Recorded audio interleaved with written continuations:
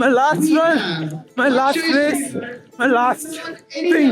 இதுக்கு முன்னாடி போட்ட வீடியோல சொல்லியிருப்பேன் இதான் என்னோட லாஸ்ட் ரேஸ் என்ன. அதுக்கான காரணம் என்ன இந்த வீடியோல நான் சொல்றேன். நம்ம எதுக்கு பெங்களூர் வந்திருக்கோம்னா ஒரு ஹாஃப் மேரத்தானோட தான். இந்த ஹாஃப் மேரத்தான் நம்மளோட கடைசி ஹாஃப் மேரத்தானா இருக்கும். இதோட காரணம் என்னன்னு வீடியோ முடியறப்ப தெளிவா சொல்றேன். அது வரைக்கும் வீடியோல இருங்க. இந்த மாதிரி வெளியூருக்கு ரன்னிங் வந்தாலே இருக்கிறதுல கஷ்டமான விஷயம் இந்த ரன்னிங் ஸ்பாட்டுக்கு காலங்காத்தால எந்திரிச்சு போறதுதான். எல்லா ஊர்லயும் நம்மளை காப்பாத்துறது இந்த ரேபிடோ நம்பர் தான். இந்த ஊர்லயும் அவர் தான் வந்து காப்பாற்றினாரு. வழக்கம் ஒரு 5 கிலோமீட்டர் சரௌண்டிங்குள்ள தான் நம்ம இருப்போம். ஆனா இந்த தடவை ஒரு 14 கிலோமீட்டர் தள்ளி இருந்தாலும் அங்க போறதுக்குள்ள அந்த ஒரு மணி நேரம் ஆயிடுச்சு. ஒரு காலேஜுக்குள்ள போய் அந்த காலேஜ்ல இருந்து ஒரு 2 கிலோமீட்டர் உள்ள போய் அங்க இருந்து அந்த ஸ்பாட்டை கண்டுபிடிச்சு போறதுக்குள்ள ஐயோன்னு ஆயிடுச்சு. அப்படியே லைட்டா ஸ்ட்ரெச்சிங்க போட்டு பொறுமையா ஸ்டார்டிங் பாயிண்ட்டுக்கு வந்து சேர்ந்தாச்சு. இந்த கூட்டம் ஒன்றும் பெரிய கூட்டம்லாம் இல்லை, அளவா தான் இருந்துச்சு. ஆனா இந்த ரன்னிங் ரேஸ் நடக்கிற இடம் இப்படி இருக்குன்னு நான் எதிர்பார்க்கவே இல்லை. அப்படி என்ன ஆச்சுன்னா எனக்கு பிடிச்ச ஒரு விஷயம் நடந்துச்சு, எனக்கு பிடிக்காத ஒரு விஷயம் நடந்துச்சு. பிடிச்ச விஷயம் என்ன, இது எங்க ஊர்ல ரன்னிங் போற மாதிரி இருந்துச்சு. இது ஒரு அக்ரிகல்ச்சர் காலேஜ், லிட்டரலி எங்க ஊர் வைப்பு தான் கொடுத்துச்சு. தேனி சைடு ஏதோ ஒரு ஊருக்குள்ள போய் அப்படியே ரன்னிங் போனா இப்படிதான் இருக்கும். பிடிக்காத விஷயம் என்னன்னா இது ஒரு 20 கிலோமீட்டர் லூப் ரன்னா என்னன்னா 1 கிலோமீட்டர் ஓடிட்டு மறுபடியும் அதே இடத்துல சுத்தணும். இங்க முதல் 10 கிலோமீட்டர் சுத்தின எல்லாம் அடுத்த 10 கிலோமீட்டர் சுத்தணும். அது எனக்கு ஒரு மாதிரி கிறுகிறுன்னு வரும், எனக்கு சுத்தமா பிடிக்காது.